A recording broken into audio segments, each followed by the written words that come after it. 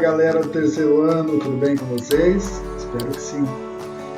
Agora que já está tudo em ordem, minha plataforma do CMSP está rodando, a gente vai poder acompanhar online as aulas de vocês. Vamos começar a interagir também mais por aqui, ok? Gravando alguns vídeos, além dos exercícios do Google Forms.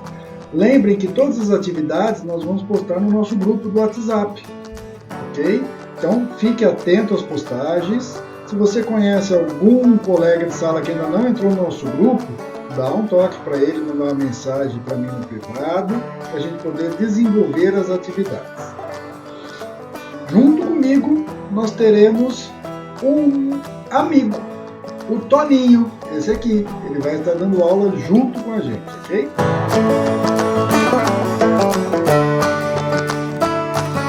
O professor Marcos já me apresentou, eu sou o Toninho e vou estar junto com vocês nessa busca do conhecimento. Em sociologia, qual é o campo de estudo da sociologia? A sociologia é a ciência social que estuda a sociedade, padrões de relações sociais, interação social e cultural da vida cotidiana. Precisamos compreender antes alguns conceitos. Muitos vocês já sabem, nós vamos resgatá-los agora. O primeiro é o que são movimentos sociais. Entendamos por movimentos sociais agrupamento de indivíduos que defendem alguma causa ou objetivo com demanda e pautas direcionadas e definidas. Quanto a uma temática da sociedade, esses movimentos podem ser contrários ou favoráveis a alguma situação, atuando em diversas frentes, como ambiental, racial, sexual, trabalhista. A caracterização dos movimentos sociais podem ser conjuntural, estrutural, de transformação, de conservação, movimentos novos ou tradicionais. Vamos passar resumidamente por esses movimentos, só para a gente contextualizar e entender melhor. Os movimentos conjunturais, eles surgem a partir de uma demanda imediata da sociedade. Ele tem uma duração curta e os objetivos podem ser alcançados a curto prazo, como, por exemplo, a diminuição do preço dos combustíveis. Os movimentos estruturais são movimentos que pretendem conquistar objetivos a longo prazo. Geralmente eles tratam de matemática e tentam resolver um problema de demanda na estrutura social. Como exemplo, movimento feminista, movimento do sem terra. Os movimentos de transformação, como o próprio nome diz, eles buscam modificar algum aspecto político ou social através de reivindicações. Ao contrário disso, os movimentos de conservação, eles surgem para manter algum aspecto político ou social. Eles querem conservar o que existe. Por fim, os movimentos tradicionais e novos. Os movimentos tradicionais, principalmente no século XIX, possuíam temas voltados para as classes sociais, lutas entre o proletariado e a burguesia. Já os novos, sua luta é por questões de classes. Sua maior pauta são minorias pedindo voz, pedindo representatividade. Desde a época da ditadura militar, falando do Brasil em 1945, os movimentos sociais têm trazido uma enorme contribuição para as conquistas sociais e de cidadania. E aí, galera, deu para ter uma noção das questões dos movimentos sociais, suas características, reivindicações? Vamos assistir um vídeo, uma videoaula passada minha sobre o final da ditadura militar e pensarmos a respeito de toda a importância dos movimentos sociais que nós vimos até agora. Um tempinho, vai jogar uma aguinha no rosto, vai tomar um café e a gente já retoma.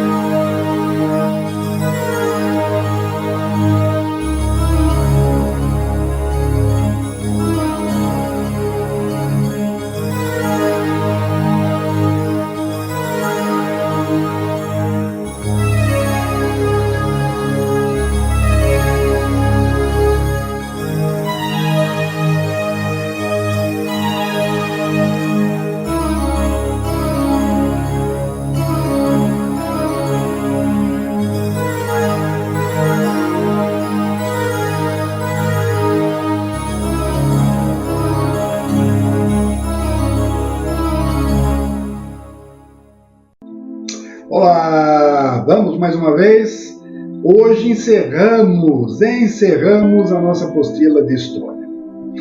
Vamos estudar, na aula de hoje, uma breve passagem pelo final do regime militar.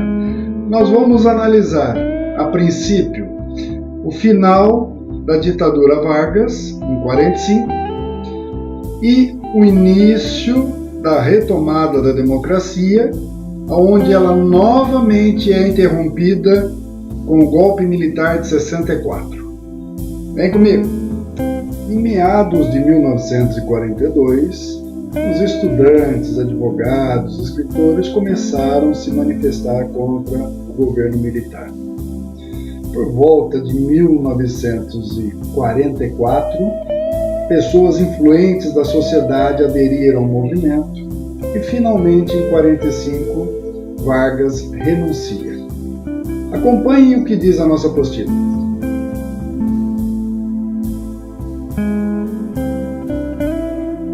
O fim da ditadura de Vargas. Pouco a pouco, o governo de Getúlio Vargas foi perdendo aprovação e começou a ser abertamente criticado e desafiado, apesar da política e das leis.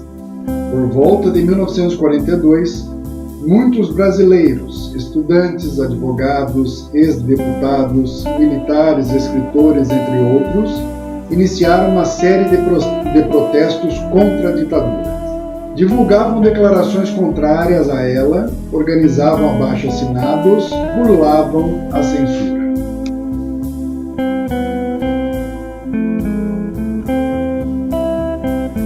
Por volta de 1944, políticos e cidadãos de renome declararam-se a favor de eleições que não ocorriam no Brasil desde a implantação do Estado Novo. A imprensa da época também passou a se manifestar. Iniciou uma campanha contra a censura, passou a publicar declarações de brasileiros que queriam a volta da democracia e de um governo eleito por voto direto, secreto e universal.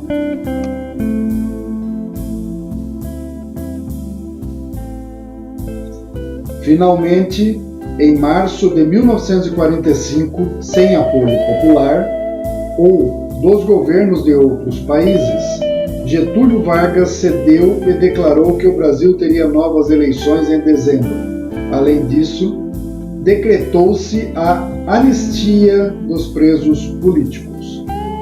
Com o fim do governo de Vargas, o Brasil recupera a democracia.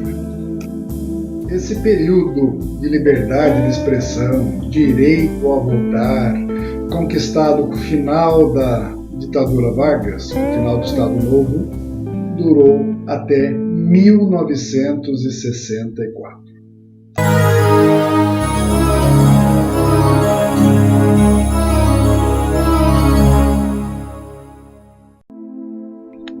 A ditadura militar de 1964 a 1985. O período em que houve liberdade de expressão e direito de votar, conquistados com o final da ditadura de Vargas, durou até 1964, quando ocorreu um novo golpe de Estado e o poder foi assumido por um grupo de militares.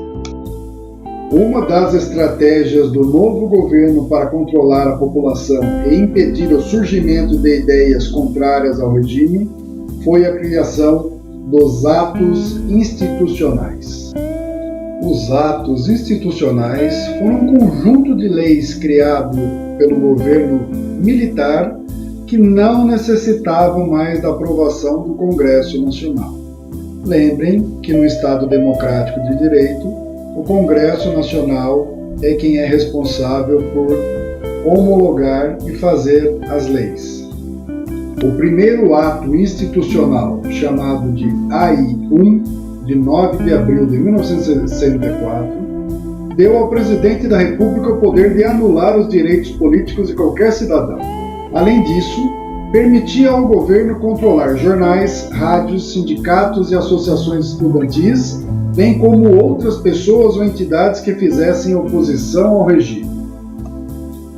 Com essas medidas, o Brasil passou novamente a viver sob um governo autoritário. A população perdeu o direito de expressar suas opiniões e de decidir quem deveria representá-la no governo. E aqueles que ousavam reclamar eram violentamente reprimidos. Outros atos institucionais foram impostos ao país e cada um deles retirava direitos dos cidadãos, concentrando mais poder na mão dos governantes. Por meio deles, vários políticos legalmente eleitos perderam seus mandatos, muitos profissionais perderam seus empregos e o Congresso Nacional foi fechado. Direitos fundamentais do cidadão foram suspensos e qualquer um podia ser preso.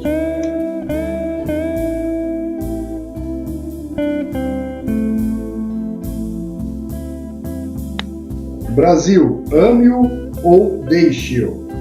Com a repressão, os meios de comunicação eram vigiados pelo regime militar e só poderiam divulgar conteúdos aprovados pelo governo. Havia uma censura muito rígida.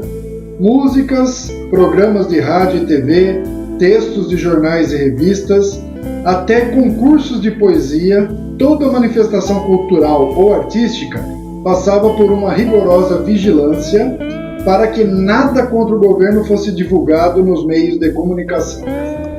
O governo militar, além de reprimir o que considerava contrário aos seus interesses, também gastava muito dinheiro em propaganda para transmitir a ideia de que era o melhor para o Brasil. Um exemplo disso foi o slogan Brasil, ame-o ou deixe-o, que naquele contexto significava: ame o que estamos construindo, ame o Brasil do jeito que está ou saia do país.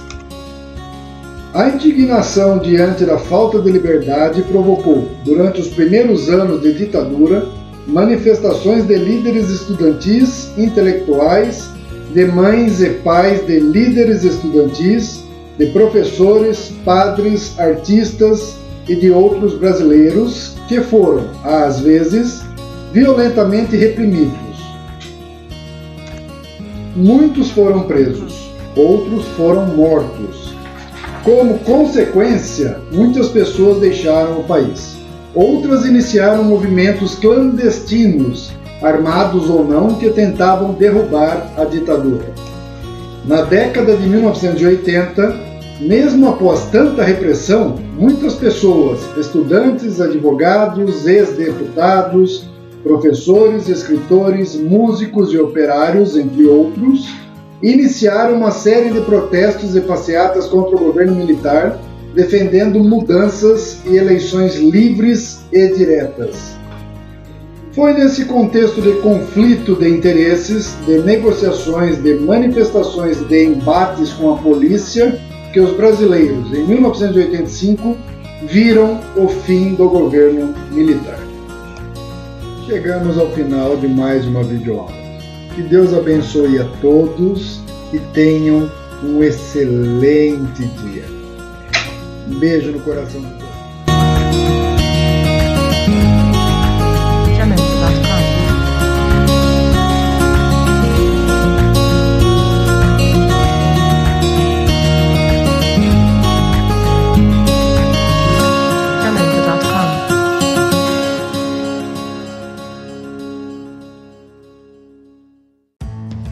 Voltei. Vocês viram que o ano passado não existia ainda, né? Mas vida que segue.